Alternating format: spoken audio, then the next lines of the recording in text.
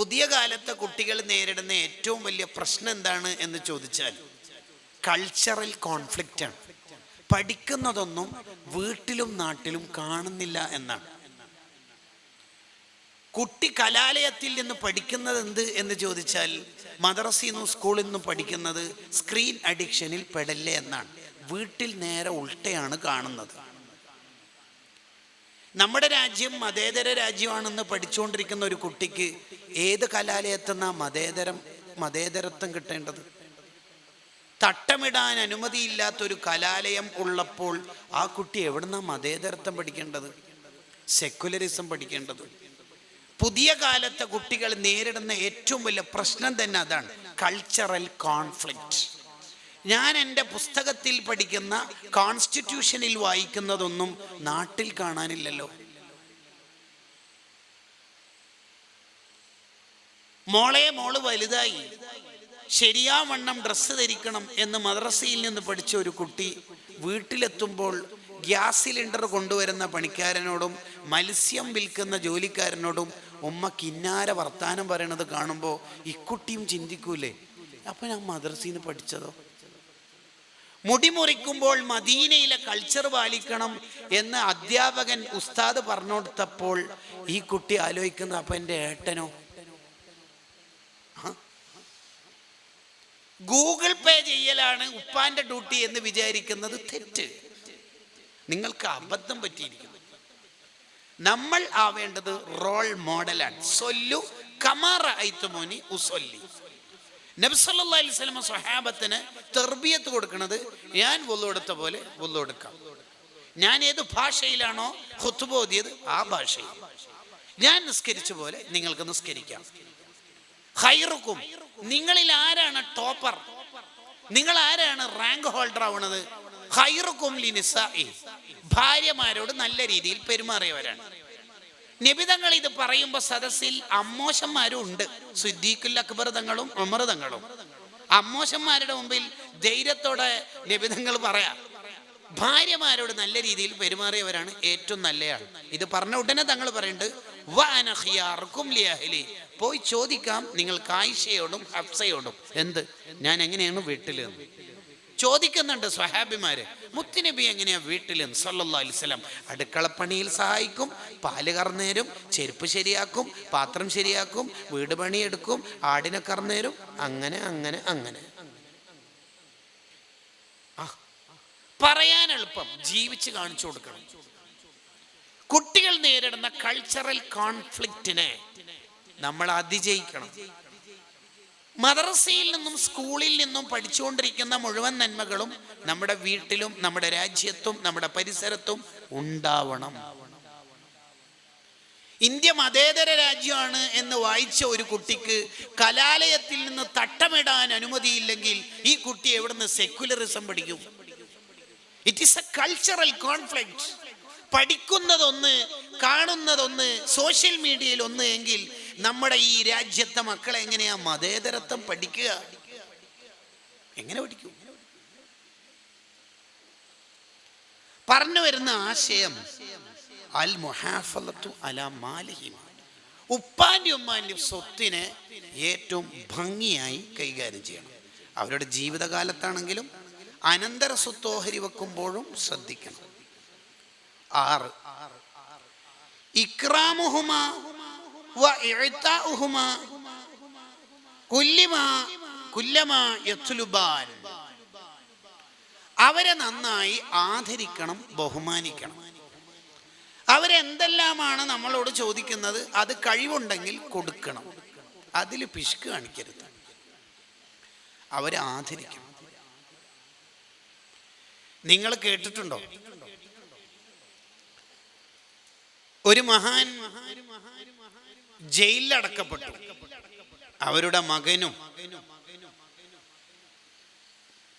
മഹാന്റെ പേര് യഹ്യൽ ബർമാക്കി എന്നാണ് റഹിമഹുല്ലാ, അവരുടെ മകന്റെ പേര് ഫളുൽ എന്നാണ്. ഉപ്പയായ യഹ്യ എന്നവർക്ക് പച്ചവെള്ളം തണുത്ത വെള്ളം ഉപയോഗിക്കൽ പ്രയാസമാണ്.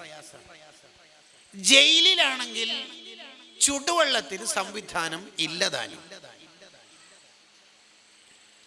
അവിടെ കത്തിച്ചു വെച്ചിരിക്കുന്ന വിളക്കിന്റെ അടുത്ത് ഉപ്പ ഉറങ്ങിയ ഘട്ടത്തിൽ വെള്ളമെടുത്ത് അവിടെ തന്നെ ചേർത്ത് വെച്ചു. എന്തിന്? വല്ലാതെ ചൂടാവൊന്നും ചെയ്യില്ല. വിളക്കിന്റെ അടുത്ത് കത്തിച്ചു വെച്ചിരിക്കുന്ന അവിടെ വെള്ളം സംവിധാനിച്ചാൽ ഭയങ്കര ചൂടാക്കാനുള്ള സിസ്റ്റം ഇല്ല, എന്നാലും ചെറിയൊരു ചൂട് കിട്ടുമല്ലോ. അങ്ങനെ പിറ്റേ ദിവസം തഹജ്ജുദിനും സുബ്ഹിനുമുള്ള നിസ്കാരത്തിന്റെ വുളൂഇന് ഉപ്പക്ക് ചെറിയ ചൂടാണെങ്കിലും വെള്ളം കൊടുക്കാൻ പറ്റി ഫളിൽ എന്ന മകന്. ജയിൽ വാർഡൻ ഇതറിഞ്ഞു. അവിടുത്തെ വിളക്ക് അങ്ങ് മാറ്റുകയും അത് വിലക്കുകയും ചെയ്തു. പിറ്റേന്ന് രാത്രി എന്ത് ചെയ്യുമെന്നാണ് ആ മകന്റെ ആശങ്ക. എന്ത് ചെയ്യും? ആലോചിച്ചിട്ട് കിട്ടിയ ഉത്തരം, ഇന്ന് രാത്രി ഉറങ്ങണ്ട. ഉപ്പ് ഉറങ്ങിയാൽ വെള്ളത്തിന്റെ പാത്രം ഒരു സ്ഥലത്ത് വെച്ച് അതിന് കോഴി അടയിരിക്കണ പോലെ തൻ്റെ വയറിനോട് ചേർത്ത് പിടിക്കുക. ചൂട് കിട്ടില്ല, തണുപ്പ് പോയാലോ? ശരീരത്തിൻ്റെ ചൂടെന്ന് ഒരു ബ്ലൂടൂത്ത് സംവിധാനം പോലെ അതിൻ്റെ തണുപ്പകറ്റിയാലോ?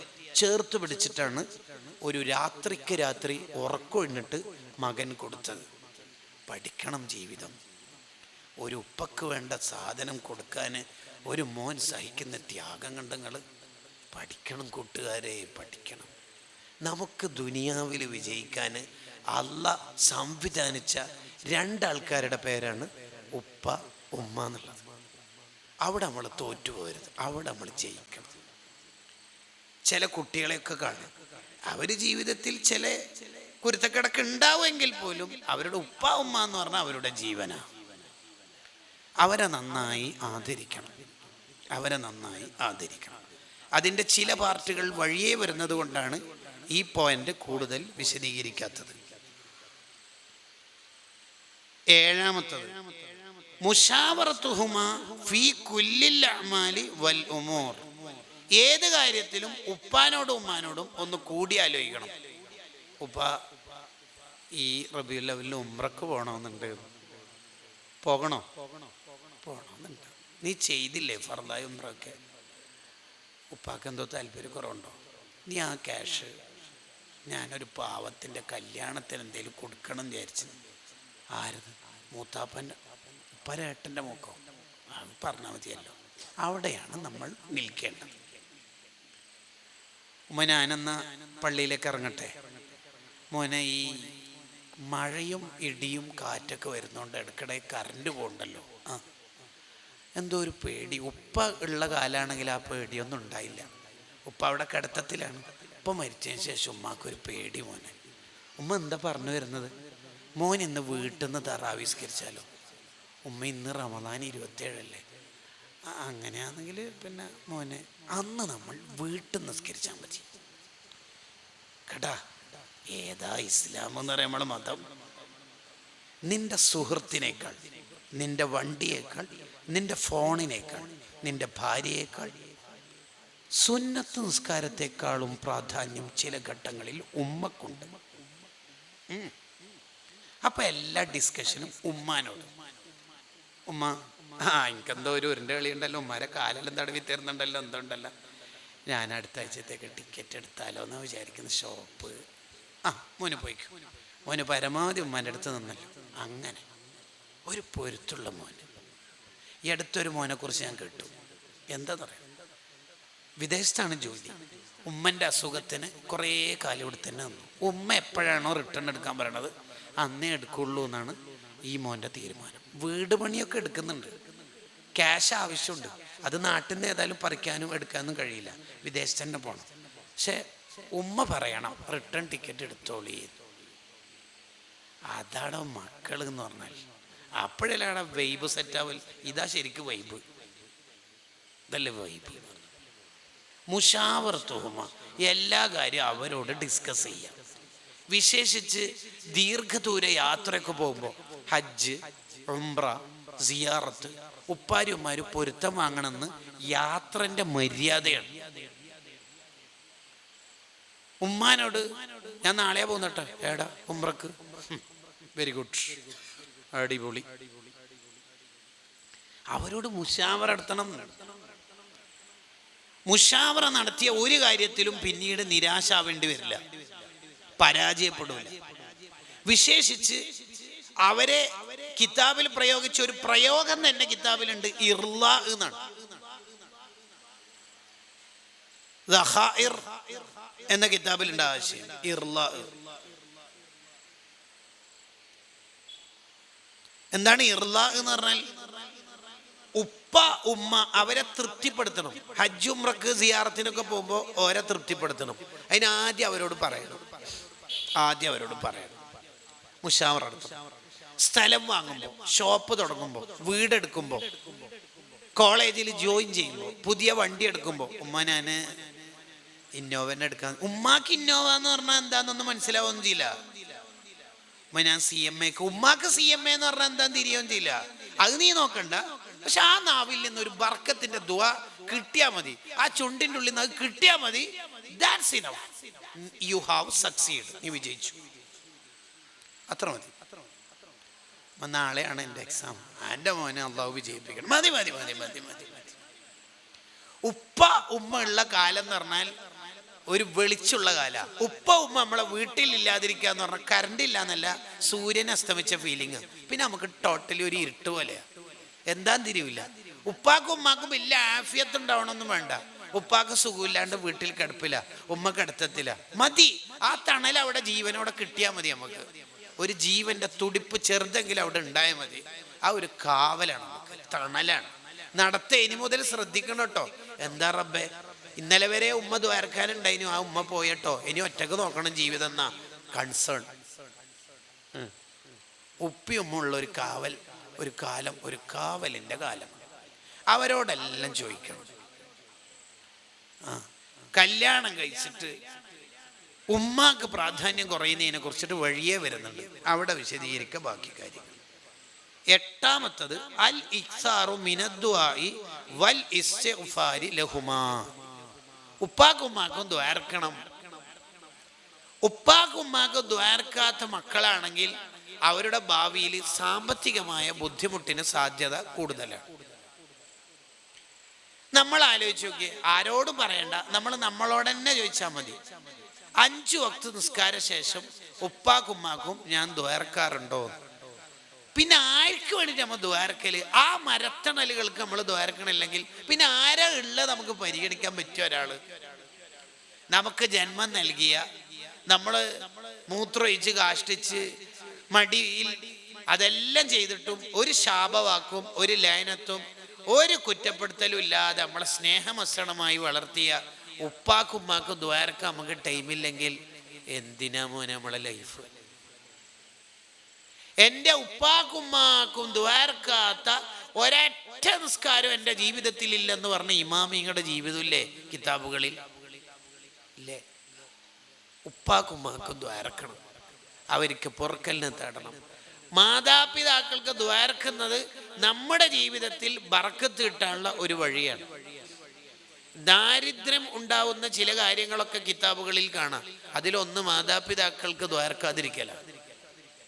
അവരെ പേര് വിളിക്കല്, അവരുടെ മുന്നിൽ നടക്കല്, അവർക്ക് ദ്വാരക്കാതിരിക്കല്, നമ്മളെ ജീവിതത്തിൻ്റെ ബർക്കത്തെല്ലാം പോകുന്ന ഒരു ഏരിയ ആണത്. അവർക്ക് വേണ്ടി ദ്വാരക്കണം മാതാപിതാക്കൾ. 9 ഇദാ കാന ഇൻദഹുമാ ളൈഫുൻ. മാതാപിതാക്കളുടെ അടുത്ത് ഒരു അതിഥി ഉണ്ട് എന്ന് വിചാരിക്കാം. ഫൽ ജുലൂസു ബിഖുർബിൽ ബാബ്. നമ്മൾ കുറച്ച് ദൂരത്ത് വാതിലിൻ്റെ അടുത്ത് അവിടെ ഇരിക്കണം. എന്തിനെന്ന് വെച്ചാൽ എന്തെങ്കിലും ചായ എടുക്കാനോ കാപ്പി എടുക്കാനോ സ്നാക്സ് എടുക്കാനോ പീടിയെ പോയിട്ട് പഴം മുട്ട വാങ്ങാനായിട്ട് ഉമ്മ പറയുന്നുണ്ടോ എന്ന് നിരീക്ഷിക്കുക. അപ്പാട് വണ്ടി എടുത്തു വിടുക. ചിലപ്പോൾ അതിഥികളുടെ മുമ്പിൽ നിന്ന് നേരെ അവർ ഡയറക്റ്റ് പറഞ്ഞോളണമെന്നില്ല. അപ്പം അവരെന്തെങ്കിലും പോയിന്റ് ഔട്ട് ചെയ്യുന്നുണ്ടോ എന്ന് ശ്രദ്ധിക്കുക. 10 അൽ അമലു. ഇനി പറയുന്ന ശരിക്കും ശ്രദ്ധിക്കണേ. 10ാമത്തെ കാര്യം, മാതാപിതാക്കൾ നമ്മളോട് കൽപ്പിക്കാതെ തന്നെ അവരെ സന്തോഷിപ്പിക്കുന്ന കാര്യങ്ങൾ നമ്മൾ ചെയ്യുക. അവരത് പറഞ്ഞിട്ടൊന്നുമില്ല, എന്നാലും ഉമ്മാക്ക് പെട്ടെന്ന് സർപ്രൈസ് ആയിട്ട് ഒരു മാക്സി. ഇതെന്താടാ മാക്സി? മകന്ന മാക്സി ഇല്ല. ഉമ്മാക്ക് ഞാൻ തന്നാൽ എപ്പോൾ ഓരോ കാരണം ഉണ്ടാവും, ഇത് ഇടാൻ എനിക്കൊരാഗ്രഹം.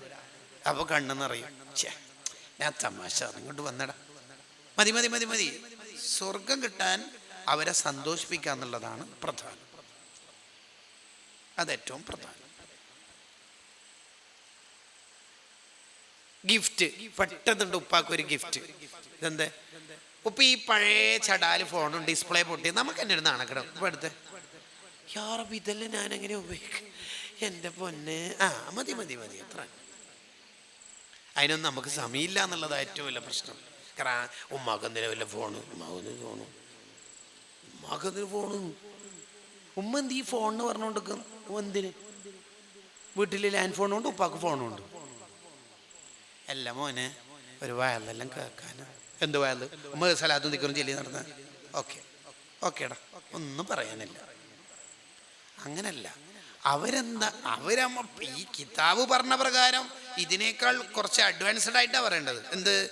അവരമ്മളോട് പറയാതെ തന്നെ അവരെ സന്തോഷിപ്പിക്കണം. തഹാദു തഹാബു. പാക്കുമാക്കെല്ലാം ഗിഫ്റ്റ് കൊടുത്താൽ എനിക്ക് വലിയ സന്തോഷം ഉണ്ടാവും. ഉമ്മ ഇങ്ങനെ ഡ്രസ്സെല്ലാം കണ്ടിട്ട് അമ്മക്ക് തന്നെ ഒരു നല്ലതാ വാഷിംഗ് മെഷീന്, പെട്ടെന്ന് ഉമ്മാക്കൊരു സന്തോഷം. സർപ്രൈസായിട്ട് ചില ഗിഫ്റ്റുകൾ ഇങ്ങനെ കൊടുക്കുക ഉപ്പാക്കും ഉമ്മാക്കും. ഭാര്യക്ക് മാത്രം കൊടുത്ത് ശീലമുള്ളവരാണ് നമ്മളിൽ ഏറെ പേരും. എന്ന് പറഞ്ഞാൽ ഉമ്മാക്ക് ഫ്ലിപ്കാർട്ടിൽ നിന്ന് ഡ്രസ്സ് ഓർഡർ ചെയ്താൽ ഗ്യാമെന്നാളൊന്നും അങ്ങനെ പെട്ടെന്ന് വരില്ല എന്നാണ് പറഞ്ഞതിൻ്റെ അർത്ഥം കേട്ടാ. ഒന്നും സംഭവിക്കും. 11 അദമു റഫ്ഉ സൗതി ആലിയൻ അമാമഹുമാ. മാതാപിതാക്കളുടെ മുമ്പിൽ നിന്ന് അവരെക്കാൾ ശബ്ദം ഉയർത്തരുത്. നേരത്തെ അതിൻ്റെ സൂചന പറഞ്ഞിട്ടുണ്ടായിരുന്നു, അവരെക്കാൾ ശബ്ദം ഉയർത്തരുത്. ചില മഹാന്മാരുടെ ജീവിതത്തിലൊക്കെ ഇത് നന്നായിട്ട് നമുക്ക് വായിക്കാൻ പറ്റും. അവർ വളരെ സൈലൻ്റ് ആയിരിക്കും. ഉപ്പാരും ഉമ്മാരും വന്ന് ഒന്നും മിണ്ടൂല അവർ. 12 അദമു മുഖാതഅതിഹിമാ അസ്നാ അൽ കലാം.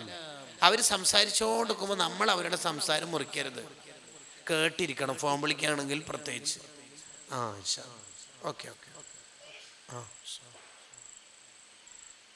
വന്ന ഉമ്മ, ഞാനൊരു കാര്യം പറഞ്ഞോട്ടെ, നീ ഒരു കാര്യം ഒന്നും പറയണ്ട, ഇപ്പം ഉമ്മ പറഞ്ഞു തീരട്ടെ. ഇടയിൽ കയറി അവരുടെ സംസാരം മുറിക്കരുത്, അനങ്ങാതെ കേട്ടിരിക്കണം. അവര് പറഞ്ഞു തീരട്ടെ. പറഞ്ഞു തീർന്ന ഞാൻ പറയട്ടെ, ഇതൊന്നും ശരിയായ റൂട്ടല്ല.